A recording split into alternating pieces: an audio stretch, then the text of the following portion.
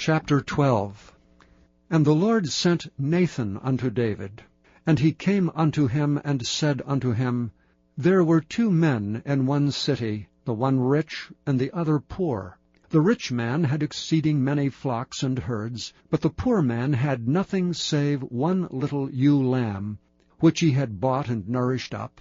And it grew up together with him, and with his children. It did eat of his own meat, and drank of his own cup, and lay in his bosom, and was unto him as a daughter. And there came a traveller unto the rich man, and he spared to take of his own flock and of his own herd, to dress for the wayfaring man that was come unto him, but took the poor man's lamb, and dressed it for the man that was come to him. And David's anger was greatly kindled against the man, and he said to Nathan, As the Lord liveth, the man that hath done this thing shall surely die. And he shall restore the lamb 4-fold, because he did this thing, and because he had no pity. And Nathan said to David, Thou art the man. Thus saith the Lord God of Israel, I anointed thee king over Israel, and I delivered thee out of the hand of Saul, and I gave thee thy master's house, and thy master's wives into thy bosom, and gave thee the house of Israel and of Judah. And if that had been too little, I would moreover have given unto thee such and such things. Wherefore hast thou despised the commandment of the Lord, to do evil in his sight? Thou hast killed Uriah the Hittite with a sword, and hast taken his wife to be thy wife, and hast slain him with the sword of the children of Ammon. Now therefore the sword shall never depart from thine house, because thou hast despised me, and hast taken the wife of Uriah the Hittite to be thy wife. Thus saith the Lord, Behold, I will raise up evil against thee out of thine own house, and I will take thy wives before thine eyes, and give them unto thy neighbor, and he shall lie with thy wives in the sight of this sun. For thou didst it secretly, but I will do this thing before all Israel, and before the sun. And David said unto Nathan, I have sinned against the Lord. And Nathan said unto David, The Lord also hath put away thy sin. Thou shalt not die.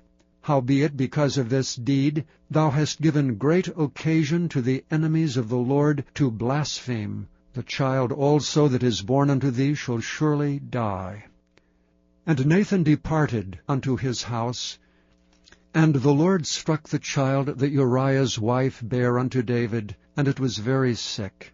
David therefore besought God for the child, and David fasted, and went in, and lay all night upon the earth. And the elders of his house arose, and went to him to raise him up from the earth, but he would not, neither did he eat bread with them. And it came to pass on the 7th day, that the child died. And the servants of David feared to tell him that the child was dead, for they said, Behold, while the child was yet alive we spake unto him, and he would not hearken unto our voice. How will he then vex himself, if we tell him that the child is dead? But when David saw that his servants whispered, David perceived that the child was dead. Therefore David said unto his servants, Is the child dead? And they said, He is dead. Then David arose from the earth, and washed, and anointed himself, and changed his apparel, and came into the house of the Lord, and worshipped. Then he came to his own house, and when he required, they set bread before him, and he did eat. Then said his servants unto him, What thing is this that thou hast done?